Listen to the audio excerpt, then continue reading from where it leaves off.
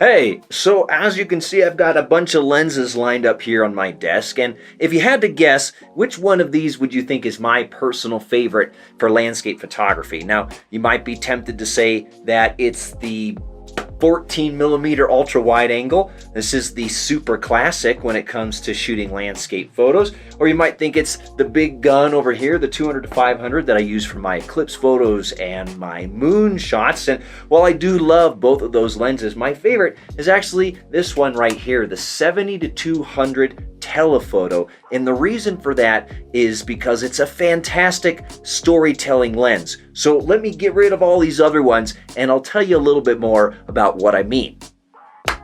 Cool. Over the past few years, I've become absolutely obsessed with the idea of storytelling, and I've learned that in order to be effective, any story has to do at least three things, which are establish the environment of the story, provide storytelling moments, in other words, what's actually happening in the story, and give details about the characters and the places within the story. And from a photography standpoint, what that means, if you want to tell a complete visual story, is you've got to have these overall shots that give your viewer a sense of what a place is like. In general, you need photos that show unique moments of what special kinds of things happen at that particular place, and you need detail shots which show some of the character of the place and the story. And this is important because on your journey as a photographer, you get to a point where superficially bouncing around the world and taking banger shot after banger just isn't gonna cut it anymore. If you want to start doing more meaningful work as a photographer, you have to dive deeper. And telephoto lenses like the 70 to 200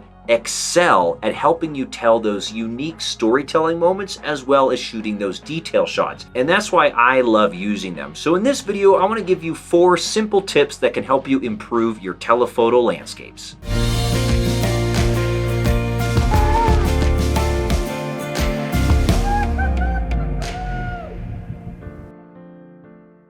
Greetings, my excellent friends, it's Josh Cripps here. Now, if you haven't heard me say this before, I like to teach a 4-pronged approach to photography. If you have a great subject, you have compelling composition that shows off the most interesting aspects of your subject, you have intelligent artistic camera technique, and you have good light, then I guarantee that you're gonna have a great photograph. And in this video, I wanna give you one simple tip for each of those 4 points. The first one, it's arguably the most important, it's a little bit philosophical, but it's to help you improve the subject and the story of your photo. And my advice to you is when you're shooting with a telephoto, stop looking at the big picture. Instead, look for small vignettes that epitomize what's going on in front of you or add a little dash of mystery or unexpectedness to the scene. Let me give you a couple of examples. Here's a classic wide-angle composition from Milford Sound. It was shot on a super gray day. There was absolutely no color or interest leaking through the sky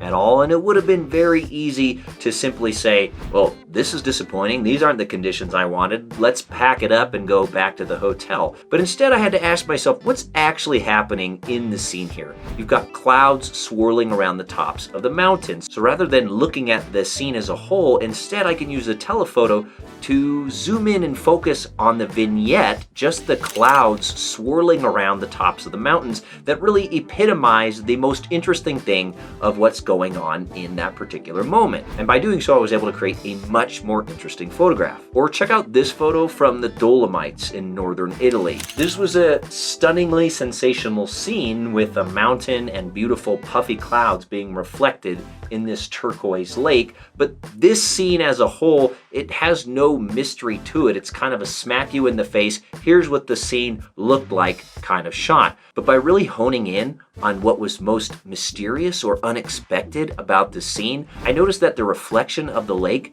didn't actually match what it was reflecting. Now, this of course was just a cool trick of the geometry, but it created a very interesting juxtaposition between the reflection of the sky sky and the green mountains beyond it. And by zooming in with the telephoto, I was able to capture that small vignette, showing a little bit more mystery, creating a little bit more uncertainty in the viewer's eye and more engagement with the photograph, because they want to know what the heck is going on here. Why doesn't the reflection match what's going on in the top of the frame? And that pulls them in a little bit more into the photo. All right, so if you can start looking at those small vignettes with your telephoto instead of the big picture, you're well on your way. But let's move on to those other 3 points. Now I want to give you a little tip for composition. And this is one of my favorite telephoto lens composition tricks. It's to use juxtaposition and visual tension. This is a super easy idea, but it is so powerful when you put it into practice. And all you have to do is basically find 2 things within your scene that have some kind of a relationship, and then position those things opposite and diagonal within the frame. Kind of like this photo from Alaska. You can see here how I've juxtaposed these lower, shaggy, tree-covered rocks with that icy, glacier-clad mountain behind there. That juxtaposition creates a relationship within the frame, and that positioning, they're just across the photo diagonally from each other. It's incredibly easy to implement, but it is so powerful and so effective. It pulls your viewer's eye back and forth across the frame. It fills the photo really, really well with what you want to fill it with. Or take a look at this photo that uses the exact same kind of idea. Here I've got my friend Sarah in the foreground and the mountain, Lone Pine Peak, there in the background, and I've placed them kind of opposite diagonally across the frame, and by doing so, it creates a very powerful relationship between those 2 subjects in the frame, and using that diagonal placement really fills the frame nicely, and it keeps the composition super simple, super easy to create. You can see the exact same idea with this photo of the eclipse that I photographed in the United Arab Emirates. I've got the camel and the camel farmer in the lower right, and I've got the eclipse there in the upper left, diagonally across the frame. These 2 subjects, it creates a relationship between them that's powerful, that's immediate, that's obvious, and it's such a simple thing to do with your telephoto composition. So take it, use it, don't abuse it. All right, let's move on to camera technique here, and specifically I want to talk about adding depth to your telephoto landscapes, because the most common way to add depth to any kind of landscape photo is to use a wide-angle lens and get close to the foreground, and it brings the foreground right up to the viewer. But a lot of times when you're shooting with a telephoto, you can't do that. You don't have a foreground, and consequently, your photos end up feeling a little bit flat like this. But one of the things you can do to bring some of that depth back is utilize layering. Now, this works really well when you have repeating elements that kind of fade off into the distance within the frame, or when you very explicitly use distinct layers within the photograph. So here are a couple of examples. In this shot from Yosemite, I have got these dogwood trees layered consistently within those conifers, and that layering creates the depth. This is not a wide-angle photo. This was shot at 86 millimeters, but that layering creates the depth. The same idea is present here in this photo of these cacti from Bolivia. And this is a photo that's at 145 millimeters, but by utilizing this repeated layering within the frame, it gives more depth than the photo otherwise would have. As I mentioned, you can also create depth by utilizing very distinct layers within the photograph, where you have something very obviously on one plane of the image and something very obviously on a different plane of the image. Now, we saw this a little bit already with those compositional tips, but here's another example. This is me. This is a self-portrait of me taken in front of Mount Whitney. Now, this was taken at 200 millimeters, where normally 200 millimeters would compress a scene and make it feel very flat. But by utilizing these very distinct layers, here I am maybe 500 feet away from the camera, and then you have Mount Whitney, miles and miles past that. There are 2 very obvious planes within the image, and it creates that depth as well. Cool. Now let's move on finally to that 4th of our 4 pillars here, which is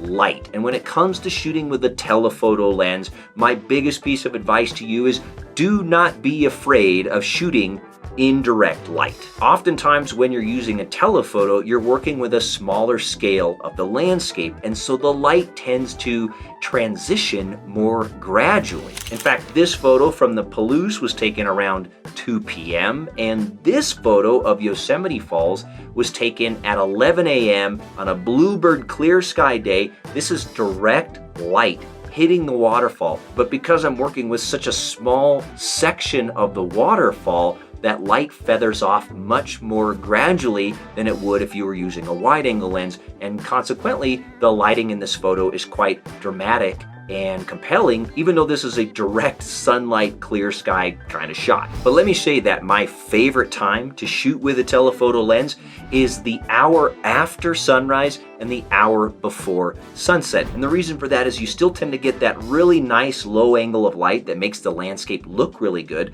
but the light itself is often interacting with the landscape in a really unusual way that you don't see right at sunrise or right at sunset or in the middle of the day. And those interactions of the light and the landscape, you can really pick out and spotlight those small sections of the entire scene. That's beautiful what you can do with a telephoto. For example, this shot from Torres del Paine in Chile was taken perhaps an hour and a half or 2 hours before the sunset.